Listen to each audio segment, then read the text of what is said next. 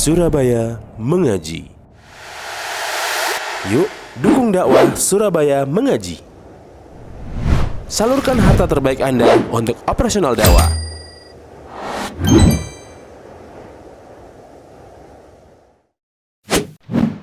SM Store, amanah dalam muamalah. Assalamualaikum warahmatullahi wabarakatuh.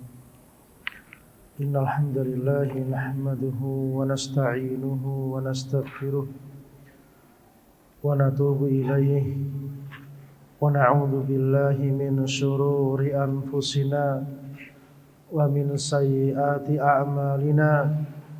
May yahdihillahu fala mudhillalah wa may yudlilhu fala hadiyalah. Ashhadu an la ilaha illallah wahdahu la syarikalah wa ashhadu anna nabiyyana Muhammadan abduhu wa rasuluhu la nabiyya wa la rasula ba'dah. Allahumma salli wa sallim wa barik ala abdika wa nabiyyika Muhammad wa ala alihi wa sahbihi wa man ittaba'ahum bi ihsan ila yaumiddin wa sallama tasliman mazidan. Allahumma inna nas'aluka ilman nafi'a wa rizqan tayyiba wa amalan mutaqabbala. Allahumma inna na'udzu bika minal ajzi wal kasali wal jubni wal bukhli wal harami wa adabil qabri. Allahumma ati nufusana taqwaha wa zakkiha anta khairu man zakkaha anta waliyuha wa maulaha. Allahumma inna na'udzu bika min ilmin la yanfa' wa min qalbin la yakhsha' wa min nafsin la tashba' wa min da'watin la yustajabu laha. Ikhwani wa akhwati fillahi, azzani Allahu wa iyyakum. Di sesi yang pertama kita sudah membahas bahwasannya amal soleh itu akan diterima dengan 3 syarat. Yang pertama iman atau Islam, yang kedua ikhlas, yang ketiga mutaba'ah. Ada satu dalil yang menjamak ketiga syarat tersebut dalam surat Al-Isra. Bunyinya bagaimana, Pak? Iya, belum nyatat tadi. Siapa yang masih ingat? Iya, bunyinya gimana? Kelupaan. Yang lain? Ya? Enggak nulis? Ya? Oh, artinya dong. Iya. Baik. Dalilnya apa? Wa man aradal akhirata wa sa'a laha sa'yaha wa huwa mu'min faulaika kana sa'yuhum mashkura. Jadi siapa yang berharap akhirat wa sa'alaha sa'yaha, dan dia telah berusaha beramal untuk hal tersebut sesuai aturan yang telah diberikan, wa huwa mu'min, dan dia beriman, maka mereka sa'yuhum mashkura, amal ibadah mereka mashkura, diterima oleh Allah Subhanahu wa taala. Ini yang menjamak 3 syarat diterimanya amal soleh: iman, ikhlas, dan mutaba'ah. Wa huwa mu'min, iman. Wa man aradal akhirah, siapa yang berharap negeri akhirat, ini adalah ikhlas. Wa sa'alaha sa'yaha, dan dia beramal sesuai dengan aturan yang telah ditetapkan, ini adalah mutaba'ah. Termaktub dalam surat Al-Isra ayat 19. Baik. Kemudian iman sudah kita bahas, kemudian sisa ikhlas dan mutaba'ah. Allah Ta'ala berfirman, innama yataqabbalullahu minal muttaqin. Allah hanya menerima amal ibadahnya orang-orang yang bertakwa. Bertakwa itu apa? Berharap wajahnya Allah Ta'ala, dan amalnya di atas apa? Di atas perintahnya, yaitu perintah Allah dan perintah Rasulnya. Tidak keluar dari itu. Itu orang-orang yang diterima amal ibadahnya oleh Allah Subhanahu wa ta'ala.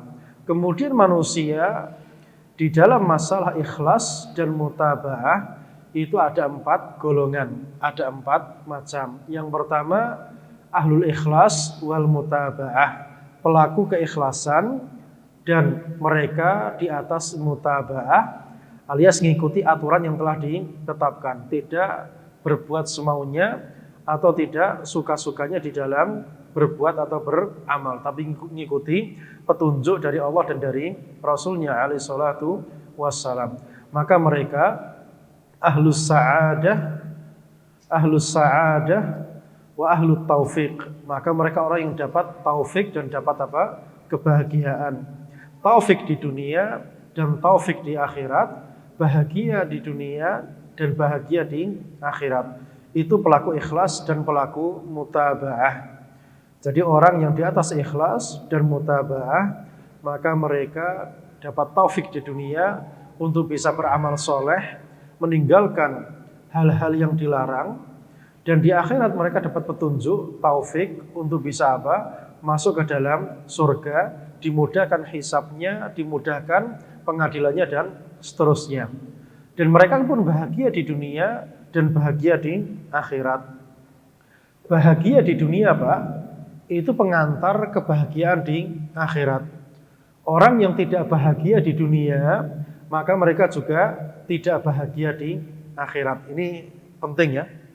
Jadi yang pengen bahagia di akhirat, wajib dia bahagia di dunia. Nah, untuk bahagia di dunia itu seperti apa? Ini yang jadi pertanyaan kan. Orang sering dia ingin mencari kebahagiaan, tapi dia tidak tahu hakikat kebahagiaan itu seperti apa dan cara mendapatkannya bagaimana. Di sesi yang pertama tadi sudah saya ulas bagaimana para khalifah, para raja, mereka berandai-andai untuk merebut apa? Jabatannya para ulama Rabbani. Karena orang-orang berilmu, mereka manusia paling berbahagia di dunia. Sampai Harun al-Rasyid rahimahullah ta'ala berandai-andai supaya apa? Di sekelilingnya orang-orang yang sedang belajar ilmu hadis atau sedang meriwayatkan hadis. Kemudian beliau yang melakukan imla, beliau yang menyampaikan hadis kepada murid-muridnya. Karena tahu kebahagiaan yang hakiki ada pada para ulama. Makanya ikhlas dan mutaba'ah itu membutuhkan apa? Membutuhkan ilmu. Membutuhkan ilmu untuk bisa sampai kepada tahapan ikhlas dan mutaba'ah. Itu mereka yang berbahagia.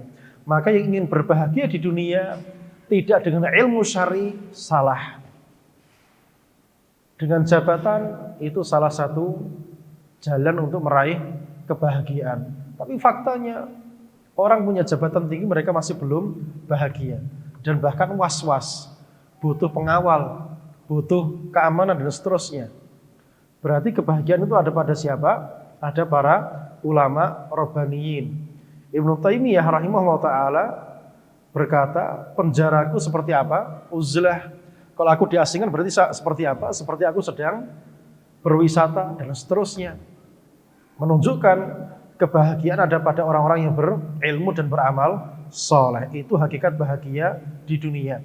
Maka jika kebahagiaan di dunia didapat, maka ini adalah wasilah untuk bahagia di akhirat. Ini penting dipahami. Nah, mereka orang-orang yang sudah dapat kedudukan yang tinggi, masyhur, terkenal, ternyata hidupnya galau. Ternyata menjadi terkenal itu bukan wasilah menjadi bahagia. Wasilahnya apa untuk bahagia? Ilmu dan amal soleh. Ini ilmu dan amal soleh. Tidak akan mencapai kebahagiaan tanpa apa? Ilmu dan amal soleh. Makanya salah yang ingin anaknya bahagia kemudian apa? Anaknya diusahakan jadi orang yang berduit dan seterusnya. Salah, Pak. Yang paling utama apa? Jadikan dia berilmu menjadi anak yang soleh. Ilmu dan amal soleh. Bagaimana bisa seperti itu? Belajar ilmu syar'i. Ilmu syar'i wasilah yang paling kuat. Menjadi orang yang soleh. Menjadi orang yang bahagia di dunia dan di akhirat. Baik. Itu yang pertama. Orang yang ahli ikhlas dan ahlu mutaba'ah. Mereka yang ikhlas dan mereka di atas mutaba'ah. Yang kedua, orang yang punya ikhlas tapi tidak punya mutaba'ah. Orang yang punya ikhlas, tetapi mereka tidak punya mutaba'ah. Ini sering kita dengarkan kata-kata seperti ini, biasanya orang yang sering berbuat bid'ah. Apa kata mereka? Lawang niatan kita baik, masa kayak gini aja nggak boleh. Sering kan kita dengarkan seperti itu kan? Lawang yang penting kan niatannya baik. Nggak usah kayak gini, masalah seperti ini di bid'ahkan dan seterusnya. Nah, jadi niatan baiknya ada, cuma tidak di atas ilmu yang benar. Tidak mengikuti tuntunan atau arahan atau petunjuk dari syariat dari Allah dan dari Rasulnya alaihi salatu wassalam. Ini paling banyak yang terjatuh dalam masalah ini adalah orang-orang ahlu bid'ah, orang-orang juhal, orang-orang bodoh. Niatannya baik, tapi karena kebodohan maka sering melenceng dari koridor-koridor yang benar. Betapa banyak Pak, kalau diteliti yang ada di sekitar kita, ini akan banyak koreksinya. Sangat banyak yang butuh dikoreksi jika sudah paham dengan hukum-hukum syar'i, dengan khobar-khobar yang sifatnya syar'i. Khobar-khobar yang sifatnya syar'i. Itu menunjukkan bahwasanya orang bodoh sangat mudah tergelincir. Dan pelaku bid'ah juga paling mudah tergelincir dalam masalah ini.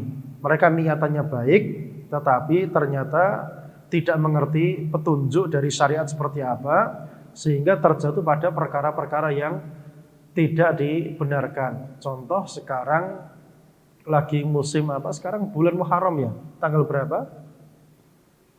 Tanggal 5 atau 6 atau 7? Baik, tanggal 5. Memasuki bulan Muharram biasanya ada acara pawai biasanya? Pawai obor. Itu niatannya baik atau tidak?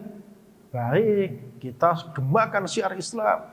Biar Islam nampak. Biar tidak hanya orang-orang yang fasik saja yang merayakan merayakan tahun baru, Masehi dan seterusnya. Kita umat Islam juga menampakkan Hijriah ini adalah kalender kita umat Islam. Kita saingi mereka, niatannya baik atau tidak?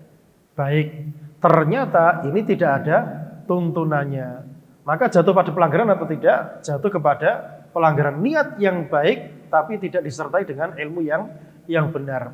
Maka hasilnya pun juga tidak baik. Nah, yang paling banyak jatuh pada perkara ini orang jahil dan para pelaku bid'ah. Orang jahil dan para pelaku bid'ah. Kenapa para pelaku bid'ah mereka sering jatuh dalam masalah ini? Niatan baik tapi tidak mutaba'ah karena tidak belajar ilmu syar'i. Orang itu semakin belajar ilmu syar'i, semakin mempelajari qala Allah qala Rasul, maka akan semakin dekat kepada kebenaran. Imam Nawawi rahimahullahu taala, Ibnu Hajar Al-Asqalani rahimahullahu taala terkenal dengan akidah yang ada unsur asy'ariyahnya. Paham ya? Ada banyak pernyataan-pernyataannya berbau akidah asy'ariyah. Tapi karena mereka berdua ulama yang sangat punya jasa besar dalam Islam ini, Ibnu Hajar Asqalani Asy-Syafi'i, Imam Nawawi rahimahullah taala Asy-Syafi'i, mereka banyak mengkaji Quran dan hadis. Kitab-kitab hadisnya kita lihat ya, Fathul Bari, kemudian Syarh Minhaj, Sahih Muslim. Ini karya yang fenomenal. Akhirnya apa?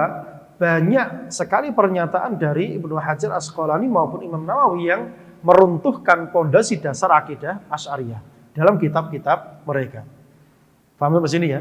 Jadi kalau orang itu mengkaji Quran dan Sunnah, maka akan semakin dekat kepada kebenaran dan meruntuhkan meruntuhkan kebatilan-kebatilan yang selama ini menghinggapi pada dirinya. Syubhat itu nggak mudah hilang, Mbak. Syubhat itu nggak mudah hilang. Orang asalnya dari Haroki misalnya, atau dari Ikhwan, atau dari kelompok ini dan kelompok itu, kemudian masuk kepada manhaj salaf. Tidak serta-merta syubhatnya hilang begitu saja, enggak. Ada, nempel. Dan itu semakin hilang, terkikis dengan apa? Semakin mengkaji Quran dan Sunnah, hadis-hadis Nabi Sallallahu Alaihi Wasallam. Tapi orang tidak mau mengkaji hadis-hadis Nabi alaihi salatu wassalam, ini awet, syubhatnya awet, Pak. Syubhatnya awet. Yang jadi muskilah kita, problem kita juga, kajian-kajian hadis itu jarang. Kajian-kajian hadis itu jarang. Padahal hadis itu adalah wasilah yang paling ampuh meruntuhkan apa? Bid'ah. Kaji hadis-hadis Nabi, hadis-hadis yang sahih. Coba cukupkan dengan Bukhari dan Muslim. Bayangkan, katam Bukhari dan Muslim misal contoh. Ini sudah menguasai hadis-hadis Nabi yang sahih-sahih saja, dan itu isinya luar biasa. Subhanallah. Makanya kenapa orang itu jatuh pada bid'ah? Karena kebodohan mereka kepada sunnahnya Nabi alaihi salatu wassalam. Kelompok yang ketiga adalah yang mereka punya mutaba'ah di atas petunjuk, di atas sunnah, tapi hatinya tidak ikhlas. Hatinya tidak ikhlas. Ini untuk kita khitabnya di nomor 3 ini, Pak. Khitabnya di nomor 3. Terus terang, kita ini ngaku di atas sunnah. Ngaku di atas sunnah. Sisa menata hati. Sisa apa? Menata hati. Makanya sering didapati antara sesama sunnah kemudian bertengkar, kemudian gontok-gontokan, kemudian berselisih, dan seterusnya. Berarti masalahnya di sunnahnya atau di hatinya, Pak? Di hatinya. Jadi kita paham betul pondasi dasar manhaj kita adalah mutaba'ah, ngikuti apa? Ittiba sunnah Rasul sallallahu alaihi wasallam. Cuma masalah hati ini terkadang menjadi pengganjal. Hati terkadang masih kotor. Tidak mau benar-benar istislam, menyerahkan dirinya kepada Allah Subhanahu wa taala. Sehingga terjadilah apa yang terjadi, perpecahan, perselisihan, pertengkaran, kemudian saling menjauh, dan seterusnya. Ini kelompok yang ketiga, yaitu di atas sunnah, di atas ittiba, tapi hatinya tidak ikhlas. Maka kita wanti-wanti dari kelompok yang ketiga ini. Bisa-bisa itu menghinggapi kita. Maka kita butuh untuk apa? Memperbanyak belajar masalah keikhlasan. Masalah tazkiyatu an-nufus, mensucikan hati. Makanya sering kajian-kajian kita itu isinya adalah motivasi-motivasi, semangat-semangat, nasihat-nasihat. Ya karena memang masalahnya bukan di ittiba sunnahnya. Masalahnya seringkali pada masalah apa? Masalah hati yang kurang bisa untuk menerima fakta dan kebenaran dari apa yang ada dari Rasulullah SAW. Kemudian yang keempat adalah yang tidak punya keikhlasan dan tidak di atas ittiba. Tidak ikhlas dan tidak ittiba. Ini siapa? Nah, ini rata-rata, ini yang paling parah ini. Tidak di atas keikhlasan, tidak pula di atas ittiba kepada Rasul alaihi salatu wassalam. Kebanyakan pelakunya adalah didengkotnya ahlu bid'ah. Paham ya? Kalau tadi yang kedua apa? Punya keikhlasan, tapi tidak ada ittiba. Ikhlas ada, tapi tidak nyunah. Ini orang jahil dan orang apa? Pelaku bid'ah. Yang keempat ini enggak ikhlas dan tidak ittiba. Siapa? Didengkot kesesatan.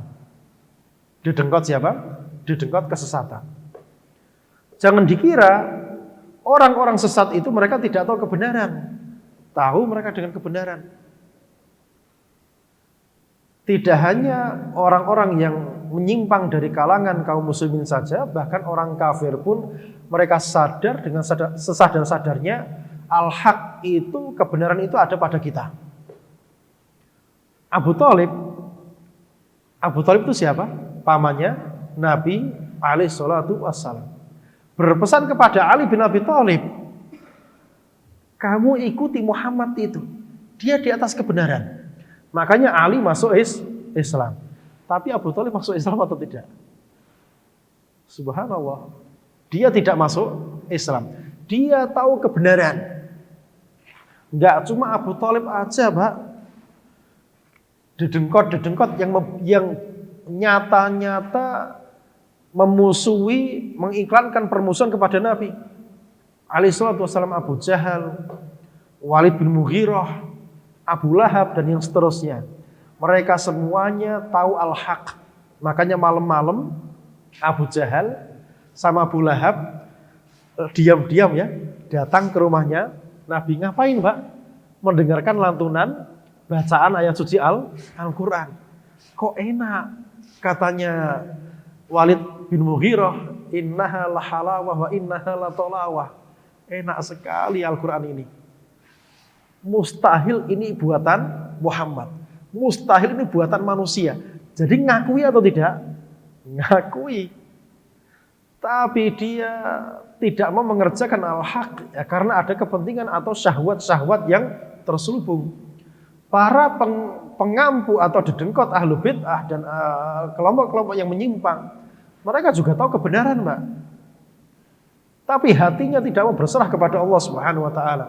Tidak mau mereka menyerahkan diri kepada Allah Subhanahu wa taala, tidak mau mereka tunduk patuh kepada Allah Subhanahu wa taala. Tahu. Sekarang iblis itu tahu atau tidak? Itu gambaran paling gampangnya. Iblis itu setahu-tahunya makhluk, kan gitu kan? Dia bahkan bercakap-cakap dengan siapa? Allah Subhanahu wa taala. Illa iblis aba wastakbara wa kana minal kafirin, kecuali iblis. Dia enggan menerima perintah Allah taala untuk sujud kepada Nabi Adam dan dia termasuk orang-orang yang kafir. Jadi iblis tahu siapa Robnya lebih tahu daripada kita, Pak. Kita pernah nggak bercakap-cakap dengan Allah taala? Pernah? Kan nggak ada satupun yang bercakap-cakap langsung dengan Allah taala. Iblis pernah. Paham? Iblis pernah. Itu pun tidak membuat dia beriman kepada Allah Subhanahu wa taala, bahkan dia yang membangkang. Ini kelompok yang keempat. Enggak ada ikhlas, enggak ada mutabah, yaitu para dedengkot yang dedengkot bid'ah dan pelaku penyimpangan atau pelaku kesesatan. Itu banyak contohnya. Jadi dedengkot ahlu bid'ah pun mereka faham. Mereka itu loh yang di atas al-haq, di atas kebenaran.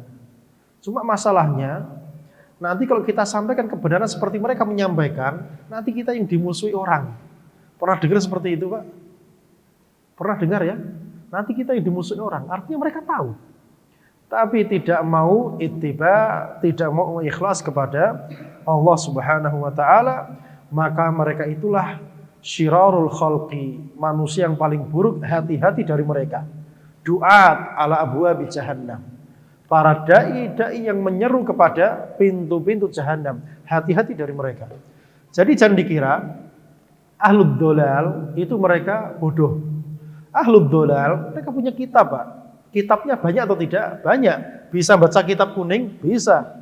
Bisa baca kitab gundul? Bisa. Bahkan hafalannya lebih banyak daripada kita. Tapi subhanallah, taufik dan hidayah belum sampai kepada mereka. Sehingga mereka bertahan di atas kesesatan yang ada pada diri mereka. Baik. Itu 4 kelompok di dalam masalah ikhlas dan mutaba'ah. Ahlu ikhlas dan mutaba'ah yang pertama. Yang kedua, ahlu ikhlas tanpa mutaba'ah, itu kebanyakan orang jahil dan kebanyakan ahlu bid'ah. Yang ketiga, ahlu mutaba'ah tanpa ikhlas. Ini orang-orang yang beribadah tapi untuk pamer, hanya sekedar formalitas. Yang keempat, bukan ahlu ikhlas dan bukan ahlu mutaba'ah. Ini yang paling parah. Dan kebanyakan mereka orang yang berilmu. Tahu mana yang hak dan mana yang batil. Maka betapa bahayanya hanya mengandalkan ilmu untuk membentengi diri kita. Ketakwaan itu juga dibutuhkan. Rasa takut kepada Allah Subhanahu wa taala juga dibutuhkan. Makanya ilmu yang hakiki yang bisa mengantarkan kepada khasyatullah, innama yakhshallaha min ibadihi ulama. Sesungguhnya yang bisa khasyah, takut kepada Allah Ta'ala adalah para ulama, orang-orang yang berilmu. Itu ilmu yang hak, yang benar, yang bisa mengantarkan kepada khasyatullah, takut kepada Allah Ta'ala, bukan malah menjadi wasilah untuk menyesatkan manusia dari jalan Allah Ta'ala seperti perbuatan iblis. Jadi kalau ada orang berilmu sengaja menyesatkan manusia, maka dia adalah pasukannya siapa? Pasukannya iblis, la'natullahi alaih. Baik. Kita rinci lebih dalam lagi masalah ikhlas dan masalah mutaba'ah. Dari tadi kita bahas orang itu akan diterima amalnya jika ada ikhlas dan mutaba'ah. Orang itu ada 4 kelompok dalam masalah ikhlas dan mutaba'ah. Nah, makna ikhlas itu apa? Makna ikhlas itu apa? Ikhlas itu dari kata-kata khalis. Dari kata-kata apa? Khalis.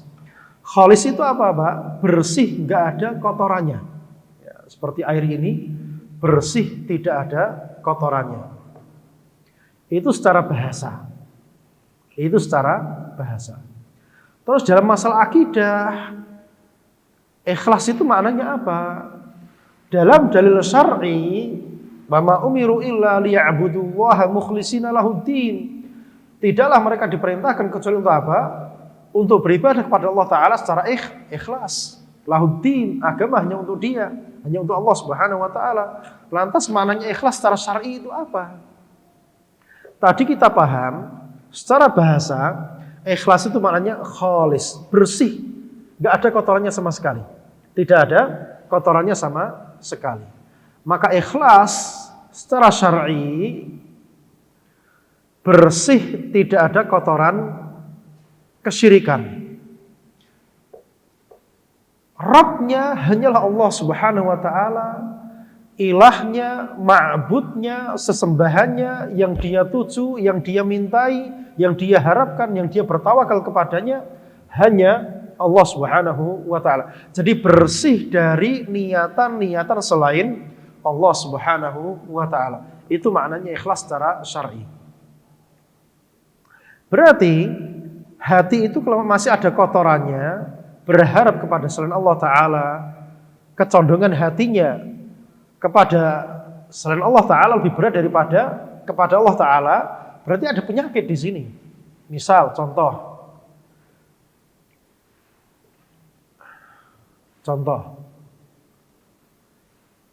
Anak itu kita sayang atau tidak? Kita sayang kepada anak atau tidak? Jawabannya iya, kita sayang kepada anak. Anak butuh makan, butuh pakaian, dan seterusnya. Nah, untuk bisa ngasih makan anak dan seterusnya butuh bekerja. Untuk bekerja membutuhkan menanggalkan cadar contohnya. Akhirnya dilakukan.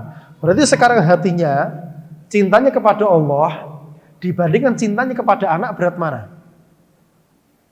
Berat kepada anak. Berarti ada masalah di hatinya di sini. Jadi ikhlasnya di sini benar atau belum? Belum benar. Walaupun sesembahannya adalah Allah Subhanahu wa Ta'ala, tapi masih ada yang lebih diberati daripada Allah Ta'ala. Kecondongan hatinya kepada selainnya masih ada, sehingga meninggalkan perintahnya Allah Ta'ala demi untuk perkara yang ini. Makanya Rasulullah SAW pernah di dalam sebuah hadis yang sahih menyampaikan, la yu'minu ahadukum hatta yakuna Allah, tidak beriman salah seorang di antara kalian sampai Allah lebih dia cintai mimma siwahu, sampai Allah dan Rasulnya lebih dia cintai daripada selain keduanya. Kecondongan hati di sini. Ada tauhid mahabbah, ada keikhlasan di dalam masalah mahabbah, kecondongan hatinya kepada Allah lebih berat. Nah, ikhlas itu bersih dari hal-hal seperti ini. Iya, kita cinta anak, ya ada. Tapi tidak boleh di atasnya apa? Kecondongan hati kita kepada Allah Subhanahu wa Ta'ala. Alias Allah Ta'ala di atas segala-galanya. Yang selainnya, iya kita boleh mencintai, kita boleh berharap, tapi itu tidak boleh melebihi harapan kita kepada Allah Subhanahu wa Ta'ala. Ada nggak kita berharap kepada teman? Jawabannya ada. Berharap kepada teman, berharap kepada bos, berharap kepada atasan ada. Diperbolehkan? Iya, diperbolehkan. Selama apa? Selama tidak di atas harapan kita kepada Allah Subhanahu wa taala. Karena itu jika terjadi, maka makna ikhlas ini menjadi apa? Kotor, tidak bersih lagi. Sampai sini paham makna ikhlas? Jadi ikhlas itu bersih dari selain Allah Subhanahu wa taala. Atau bahasa mudahnya, tujuan dia hanya siapa? Allah Subhanahu wa taala. Dia beribadah, dia beramal, tujuan dia adalah Allah Subhanahu wa taala. Ini maknanya ikhlas. Ini maknanya ikhlas. Tujuan dia adalah Allah taala. Allah di atas segala-galanya. Tidak ada niatan lain selain Allah taala. Nah, orang musyrik itu mereka menyembah Allah taala atau tidak? Jawabannya mereka juga menyembah Allah Subhanahu wa taala. Namun selain mereka menyembah Allah taala, mereka juga kepada selain Allah Subhanahu wa taala, sehingga tidak bersih di sini. Tidak satu, tidak tauhid, tidak satu tujuan, tidak satu arah. Alias dua arah atau lebih. Ini lawannya dari ikhlas, yaitu kesyirikan. Maka orang yang tidak ikhlas, maka dia akan jatuh kepada kesyirikan. Baik syirik yang akbar maupun syirik yang kecil. Karena kaitannya dengan niatan atau tujuan. Maksudnya siapa? Yang dia tuju siapa? Apakah Allah saja? Atau ada tujuan-tujuan yang lain? Sekarang kalau sholat, tujuannya biar kaya, itu syirik atau tidak?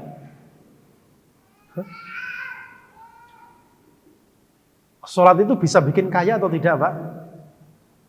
Bisa bikin kaya atau tidak? Sholat itu wasilah kaya atau tidak? Ada yang tahu? Ada yang tahu? Sholat itu bisa bikin kaya atau tidak? Jawabannya iya. Apa dalilnya? Wa'mur ahlaka bis-sholati wastabir 'alaiha la nas'aluka rizqa nahnu narzuquk wal 'aqibatu lit-taqwa.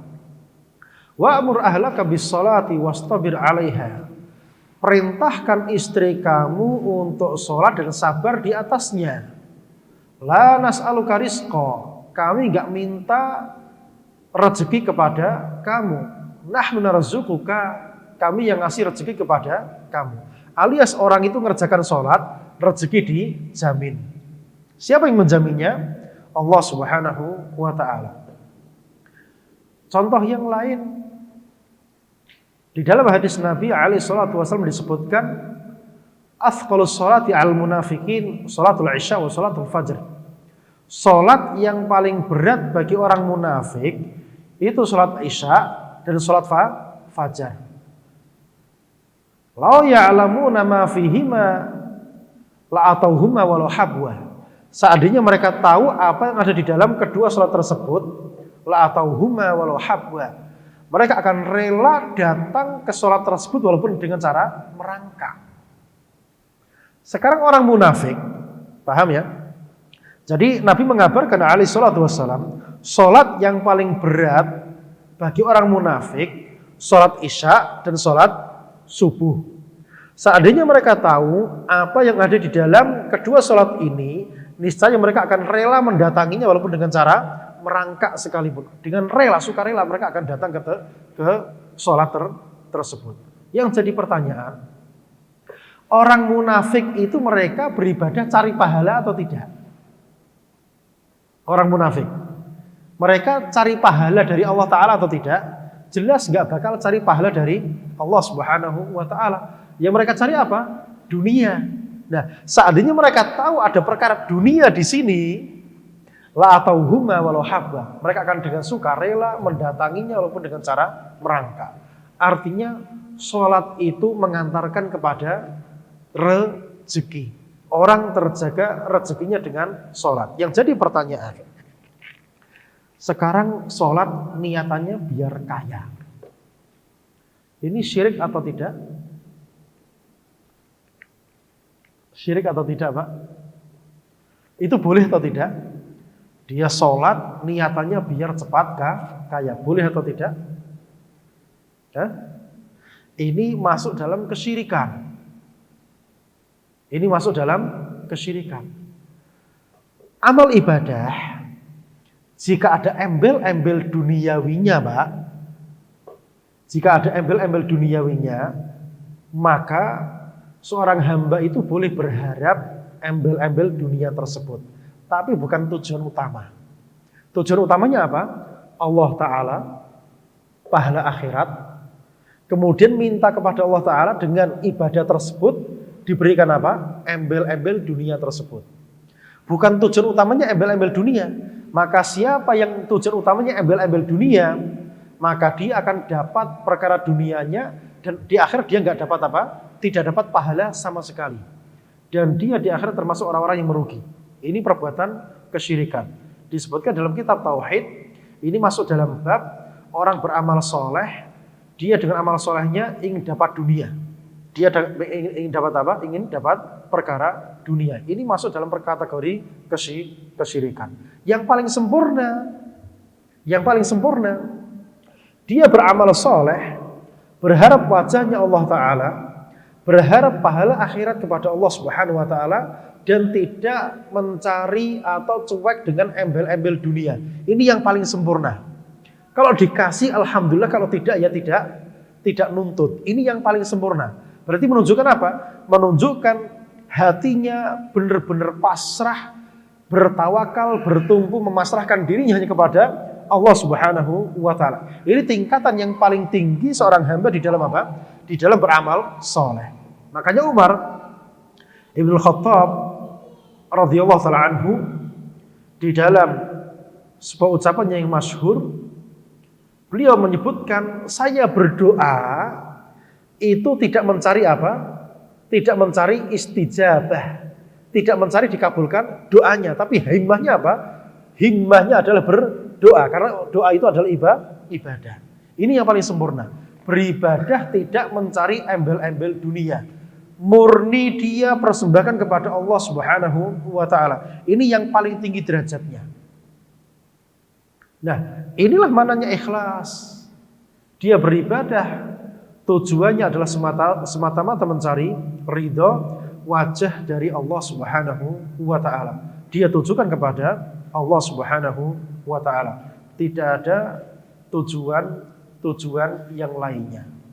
Berarti di sini ikhlas ini berat atau ringan, Mbak? Terus terang, karena terkadang orang berbuat riya itu terkadang insidental, Pak. Nggak sengaja tiba-tiba muncul keinginan untuk apa? Untuk mencari dunia. Itu terkadang sering muncul seperti ini. Makanya Rasulullah SAW menyebutkan, akhwaf ma akhafu alaikum asyirkul asghar. Yang paling aku takutkan kepada kalian adalah syirik yang kecil. Apa kata beliau? Ar-riya. Yaitu perkara riya. Karena perkaranya sangat apa? Sangat samar sekali.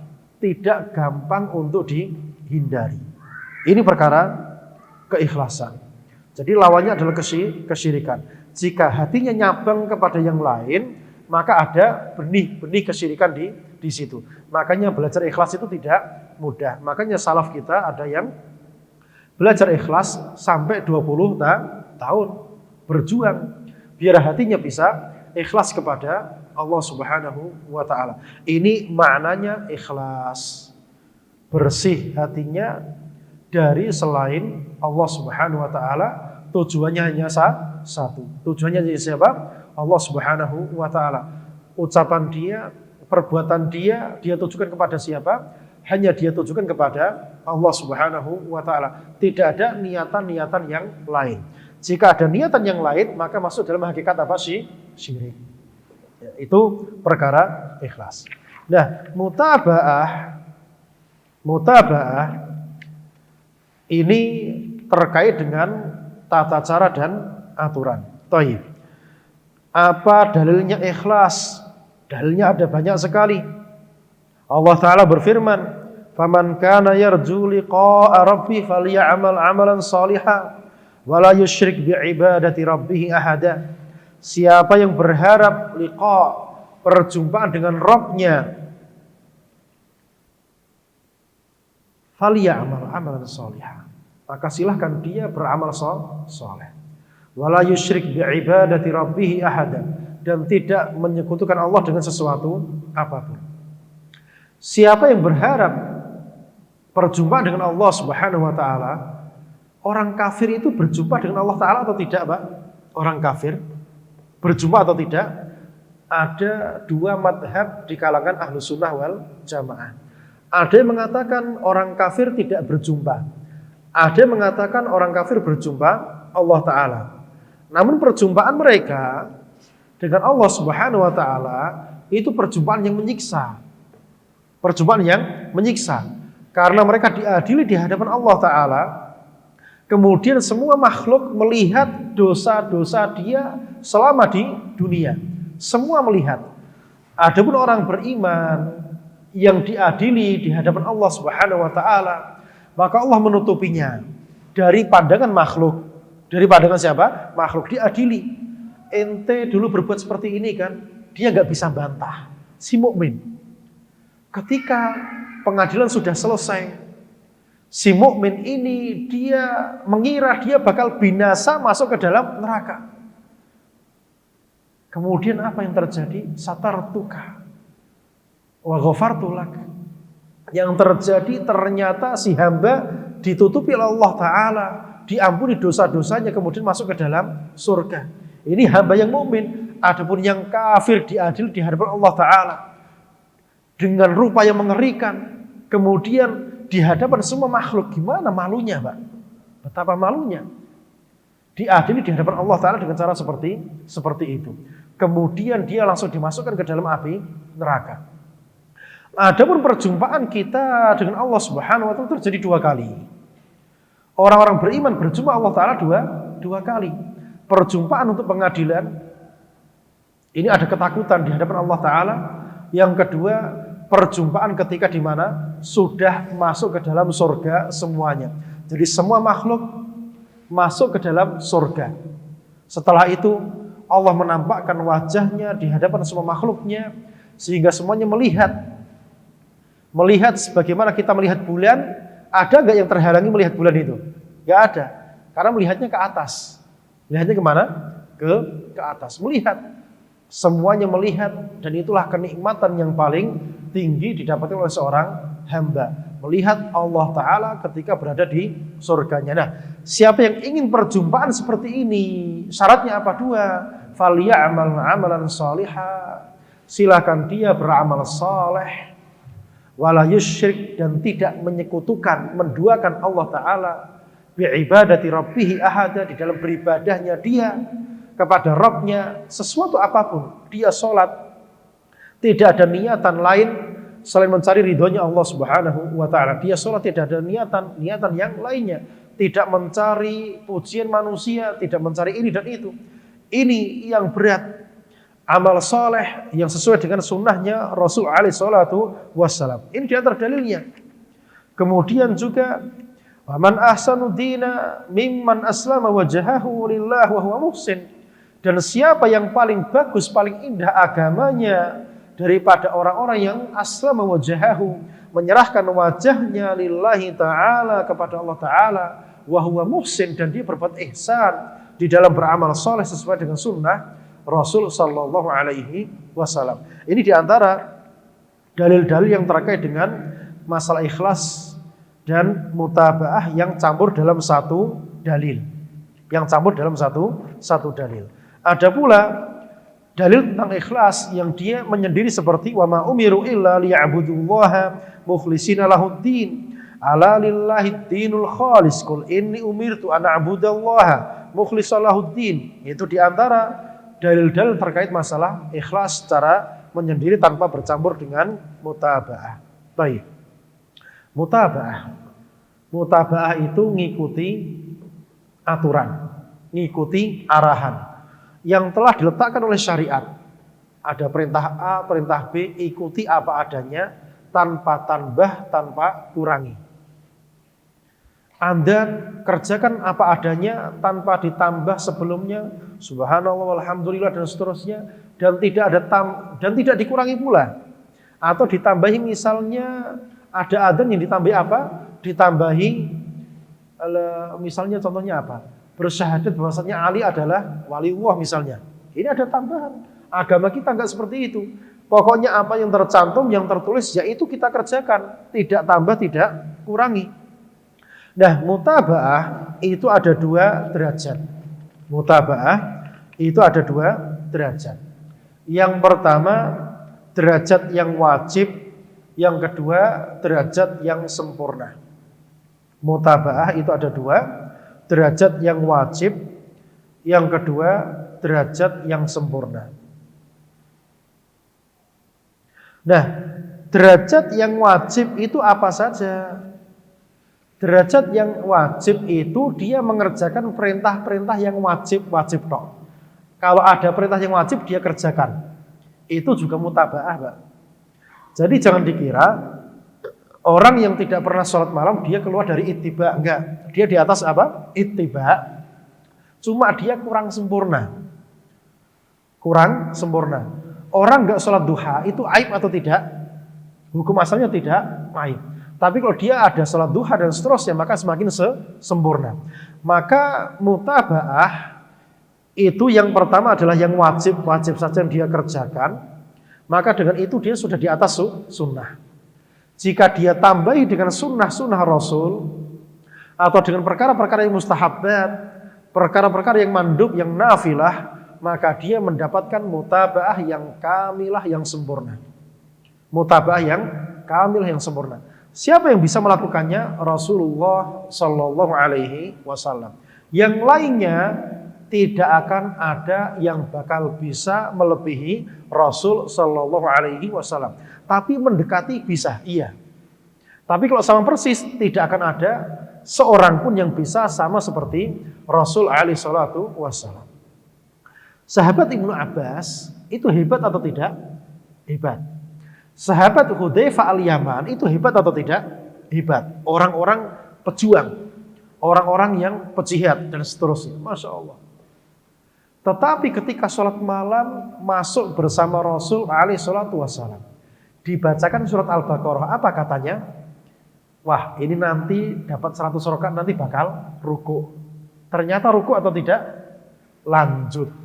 Wah, jangan-jangan nanti ini kayaknya habis 200 bakal ruku ini. Ternyata dapat 200 ayat tidak ruku. Apa? Kemudian ini kayaknya habis Al-Baqarah bakal ruku. Ternyata enggak ruku. Lanjut An-Nisa, lanjut apa? Ali Imran. Sampai bergumam. Hampir saya pengen apa? Kabur dari apa? Sholat berjamaah dengan Rasul alaihi salatu wassalam. Nah, kira-kira apa? Kalau sahabat saja yang sehebat itu kemampuan fisiknya dan kemampuan akidahnya, sehebat itu ma'rifatullahnya, itu saja ketika barengi Nabi di dalam sholatnya itu hampir pengen kabur. Lantas gimana dengan yang selainnya? Berarti tidak ada yang bisa menyamai Rasul alaihi wasallam di dalam kesempurnaan. Kita hanya bisa apa? Berusaha sesempurna mungkin. Mengerjakan yang wajib ditambah dengan yang sunnah. Itu pun nanti baru dohirnya, belum nanti isi hatinya gimana. Kan baru dohirnya aja kan. Dohirnya sholatnya panjang, taraweh panjang. Tarawehnya berapa juz? Di sini berapa juz tarawehnya? Contoh. 1 juz atau 2 juz. Rasul tadi alaihissalam ketika sholat malam, Hudzaifah ikut masuk, itu berapa juz? Lebih dari 5 juz itu ternyata satu malam. Lebih dari 5 juz satu malam. Lah itu kalau dipraktekkan baru dohirnya aja, belum apa? Kekhusyuannya, penghayatannya dan seterusnya. Jadi masih banyak PR kita sebetulnya untuk bisa ittiba, mutaba'ah, ngikuti sunnahnya Rasul alaihi salatu wassalam. Baik. Kemudian hadis Aisyah radhiyallahu taala anha bahwasanya Rasulullah alaihi salatu wassalam menyebutkan man ahdatsa fi amrina hadza ma laisa minhu fahuwa rad.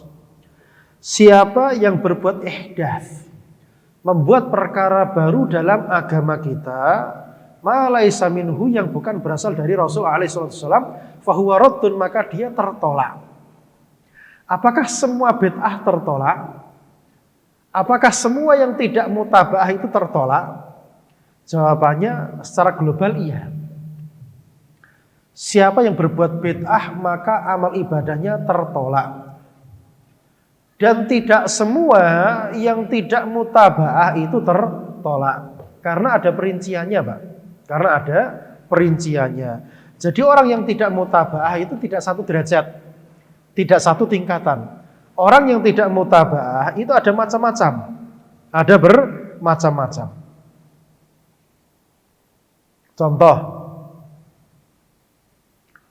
Contoh, amal ibadah yang dia lakukan memang benar-benar tidak ada sumbernya dari ajaran Nabi alaihi salatu wassalam. Ini tertolak atau tidak? Amal ibadah yang dia lakukan, yang dia yakini benar-benar tidak ada contohnya dari Rasul alaihi salatu wassalam, ini tertolak atau tidak? Jawabannya benar-benar tertolak. Contoh,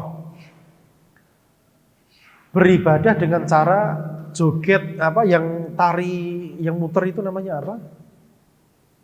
Yang tari muter itu namanya apa itu? Ya, jadi menari dengan berputar, anggapannya apa? Anggapannya kalau sampai enggak sadar berarti sudah sampai kepada apa? Sudah nyambung dengan Allah Ta'ala. Padahal para sahabat yang mereka enggak sadar dengan sekelilingnya, itu bukan enggak sadar akalnya hilang, bukan. Enggak sadar di sini saking nyambungnya dengan Allah Ta'ala, sampai rumahnya kebakaran, enggak tahu kalau rumahnya kebakaran, sholat. Saking khusyuknya, rumahnya kebakaran habis, dia enggak sadar, salam baru tahu ternyata rumahnya kebakaran. Nah kalau ini sengaja menghilangkan akal dengan cara apa? Muter-muter. Sampai apa? Akalnya hilang. Ini nggak sadar beneran akalnya hilang. Kalau akalnya hilang, ya ibadahnya nggak diterima. Contoh apa? Dzikirnya sambil geleng-geleng gini sampai nggak sadar. Ini bener-bener nggak sadar sehingga apa? Amal ibadahnya nggak diterima, tertolak ini. Karena pakai metode tata cara yang bener-bener di luar ajaran agama Islam. Ini tertolak. Ini tertolak. Ini tidak mutabaah yang pertama. Tidak mutabaah yang tertolak. Yang kedua, contohnya dia melakukan ibadah yang terlarang. Melakukan ibadah yang terlarang. Apakah dia tertolak dan dia bid'ah? Jawabannya tidak bid'ah. Hanya tertolak saja. Karena dia mengerjakan amal ibadah tidak pada waktunya. Ini jenis tidak mutabaah yang kedua, Pak. Jadi tidak mutabaah yang pertama tadi apa? Melakukan amaliyah yang tidak ada tuntunannya, tidak ada perintahnya, tidak ada sumber asalnya. Maka dia tertolak secara total. Yang kedua, tidak mutabaah, ada sumber atau asal hukumnya, tetapi tidak pada waktunya yang telah ditentukan. Maka dia tertolak walaupun bukan bid'ah. Contoh, ini hari raya, dia puasa. Puasa pada hari raya itu bid'ah atau bukan, Pak? Puasa pada hari raya, bid'ah atau bukan? Misalnya dia tidak tahu atau jahil. Contoh ya, jahil dengan datangnya hari raya. Dia puasa pada hari tersebut. Apakah puasanya diterima? Tertolak. Tapi apakah itu bid'ah? Jawabannya bukan bid'ah. Jadi tidak semua yang bukan mutabaah itu adalah bid'ah. Tapi secara global adalah bid'ah. Itu contoh yang kedua. Contoh yang ketiga, dia sudah benar sesuai dengan syariat. Sudah benar sesuai dengan syariat. Cuma ada salah satu rukun atau syaratnya tidak terpenuhi.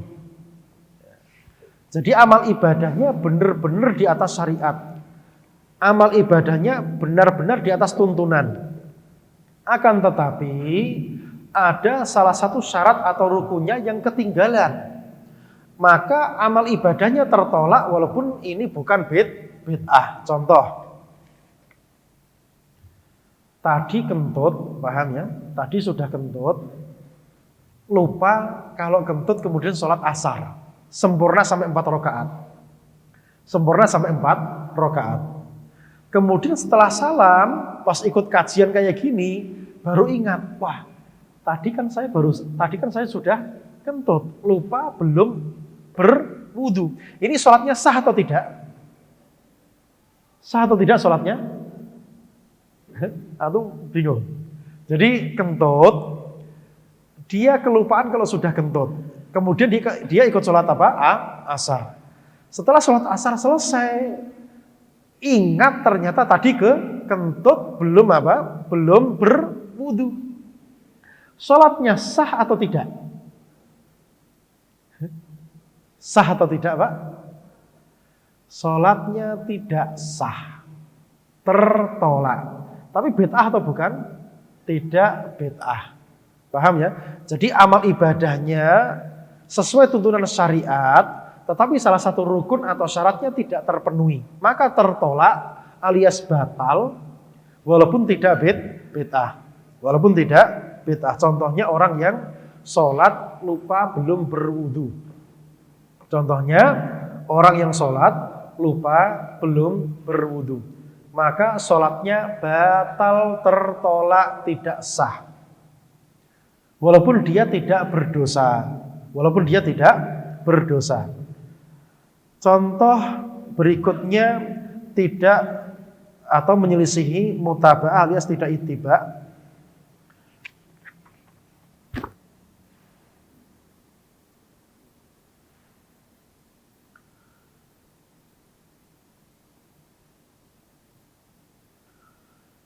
Ibadah yang dia lakukan sudah benar.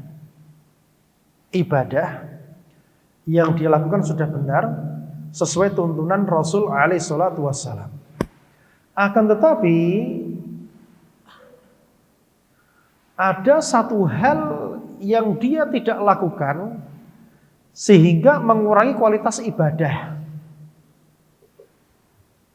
Dia mengerjakan ibadah sudah sesuai dengan tuntunan Rasul alaihi salatu wassalam. Tamam, sempurna. Akan tetapi ada satu hal yang dia tinggalkan sehingga mengurangi kualitas ibadah tersebut. Contohnya apa? Orang yang sholat tapi tidak berjamaah. Paham, Pak?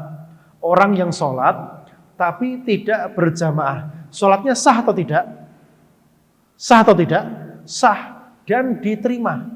Cuma dia berdosa. Dalam madhab Hambali, dia berdosa, dia kurang dari sifat yang diperintahkan. Walaupun diterima. Ini bid'ah atau tidak? Tidak bid'ah. Tapi mutab ittiba, enggak ittiba di sini. Karena dia menyelisih perintahnya Nabi alaihi salatu wassalam. Rasul menyuruh berjamaah, tapi dia tidak berjamaah. Ya, sholatnya sah. Karena syaratnya terpenuhi, rukunnya terpenuhi, sifat-sifatnya terpenuhi, tapi ada satu perintah yang dia langgar sehingga ibadahnya sah namun naqis atau kurang sempurna. Bahkan bisa berdosa seperti orang yang tidak sholat berjamaah.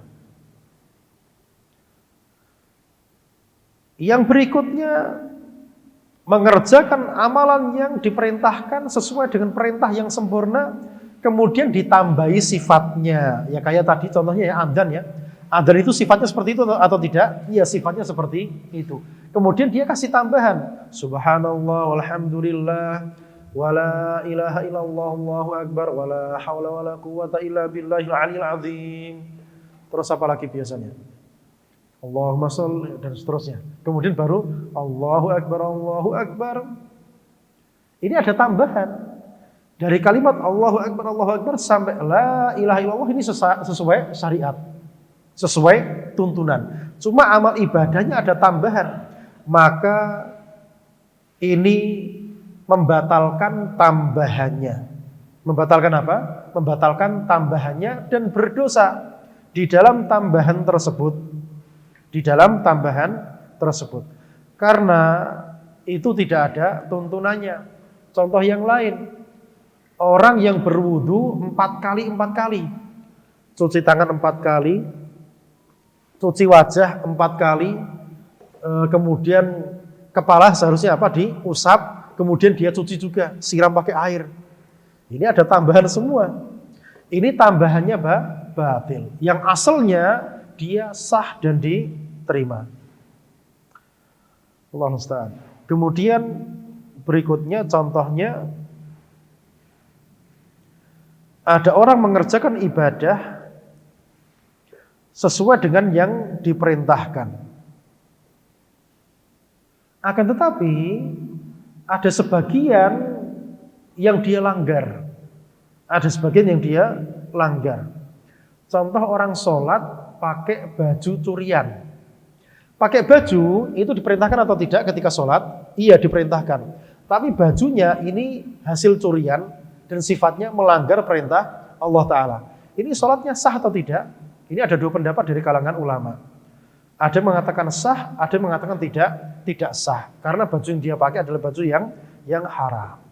Jadi intinya, orang yang tidak mutaba'ah itu tidak serta-merta jatuh pada perbuatan bid'ah. Tapi secara global, orang yang tidak di atas sunnah Rasul alaihi salatu wassalam, mereka jatuh pada perkara apa? Jatuh pada perkara bid'ah yang tertolak amal ibadahnya. Sehingga wajib bagi orang yang paham perkara ini untuk tidak bermudah-mudah di dalam apa? Di dalam melanggar perintahnya Rasul alaihi salatu wassalam. Kemudian yang terakhir, ada tambahan. Ada sebagian ulama yang menambahkan kepada 2 syarat ikhlas dan mutaba'ah adalah wajibnya hadirnya hati ketika beribadah kepada Allah Subhanahu wa Ta'ala. Ini yang sangat berat, Pak. Jadi wajib khusyuk, hati hadir ketika sholat, ketika beribadah kepada Allah Subhanahu wa Ta'ala. Angan-angannya tidak kesana kemari. Sholat tidak mikir utang, sholat tidak mikir dagangan dan seterusnya. Ini yang berat. Sebagian ulama seperti Ibnu Qayyim rahimahullah ta'ala mensyaratkan syarat ini. Hatinya wajib hadir, tidak menghayal kemana-mana, fokus kepada yang dia kerjakan. Sekarang sholat, fokusnya sholat. Yang dia baca, Allahumma ba'id baini, ya Allah jauhkanlah aku dari dosa-dosaku dan seterusnya. Dia fokus kepada yang dia baca. Nah ini yang sangat berat. Nah ini sebagian menyatakan ini wajib ada. Lantas bagaimana kalau tidak ada seperti itu? Syekh Utsaimin rahimahullah ta'ala menyebutkan, seorang hamba yang dia beribadah kepada Allah Subhanahu wa ta'ala, lantas hatinya melayang kemana-mana, tidak hadir ketika beribadah, maka dia nggak dapat pahala sama sekali, kecuali yang dia apa? Yang dia sadar. Berarti kalau bayangkan dari takbiratul ihram, Allahu Akbar, kemudian rukuk sujud tidak paham apa yang dia baca, tidak sadar apa yang dia mintakan kepada Allah Ta'ala, yang dia baca, ini seakan-akan hanya lepas dari tanggung jawab, lepas dari kewajiban, dan pahalanya nggak dapat. Betapa ruginya usia kita yang begitu panjang kemudian tidak mendapatkan ini semuanya. Ya Allah, semoga Allah Ta'ala memudahkan kita untuk bisa kita fokus kepada apa yang kita lakukan ketika beribadah kepada Allah Subhanahu wa Ta'ala. Nah, sekarang membaca doa Allahu Akbar, Allahumma ba'id baini baina khataayaya kama ba'adta bainal masyriqi wal maghrib, kemudian a'udzubillahi minasyaitonir rajim, kemudian bismillahirrahmanirrahim. Biar kita sadar butuh apa? Ilmu. Bolak-balik ilmu, Pak, untuk bisa memahami apa yang sedang kita kerjakan, ibadahkan kepada Allah Subhanahu wa Ta'ala. Yang kedua, kata para ulama, harus ada azimah, keseriusan, keinginan mengerjakan ibadah tersebut, bukan karena paksaan, bukan karena dorongan-dorongan yang lainnya. Benar-benar dia ingin mengerjakan ibadah yang diperintahkan tersebut, tidak malas, tidak lambat, tidak lelet, benar-benar dia ingin. Ya ini kalau benar-benar seperti ini, bagaimana dengan nasib kita menghadapi perkara-perkara yang seperti ini? Allahumma sallim.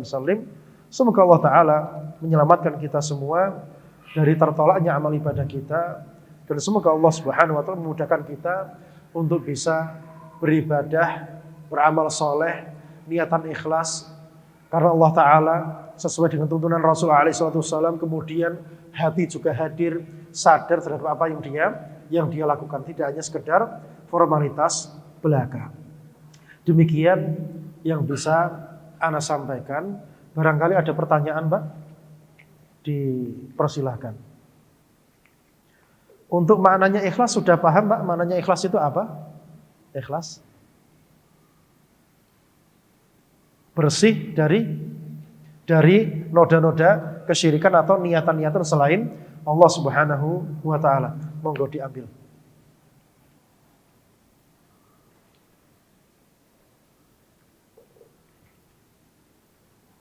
Ada yang bertanya, Pak? Faham semua yang disampaikan? Khair. Ibu-ibu, orang itu dalam keikhlasan dan mutabah itu ada berapa kelompok? Angkat tangan siapa? Ada berapa? Oke, silakan dijawab.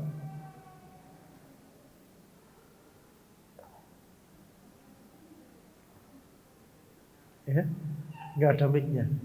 Ya, ini mic-nya dikirim. Monggo dijawab.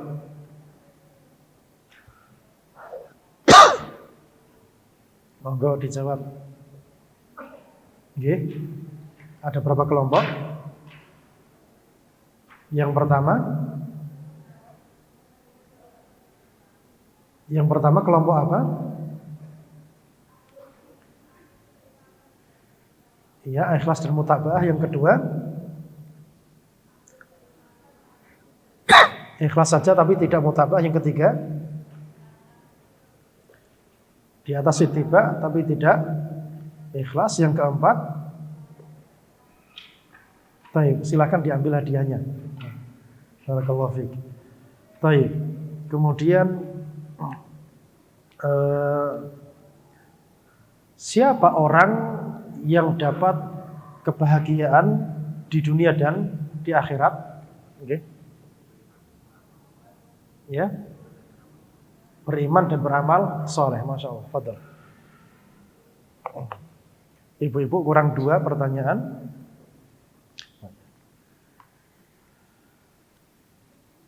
Kebahagiaan di dunia itu adalah pengantar kepada kebahagiaan di akhirat. Benar atau tidak? Benar. Siapa yang jawab tadi pertama? Silakan diambil hadiahnya. Nah, kemudian kalau amal ibadah itu ditambah-tambahi, maka tertolak semuanya atau sebagian saja?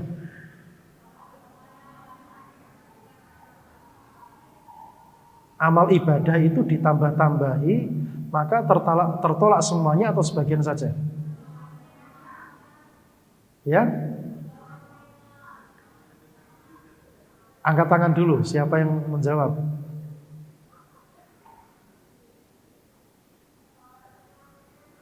Tadi contohnya apa? Adzan, Allahu Akbar, Allahu Akbar, pertama sampai terakhir betul semua. Di depannya ditambah-tambahi. Maka ini tertolak semuanya atau yang tambahan saja yang tertolak? Kok berubah sekarang? Nggih, diambil hadiahnya, monggo. Barakallahu fiikum.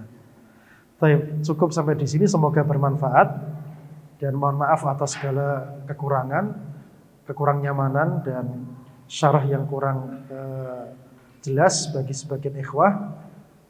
Mudah-mudahan di liqa kesempatan berikutnya kita bisa mengambil faedah yang lebih bermanfaat lagi daripada pertemuan hari ini. Wassallallahu ala nabiyyina Muhammad wa ala alihi wa sahbihi wasallam. Assalamualaikum warahmatullahi wabarakatuh.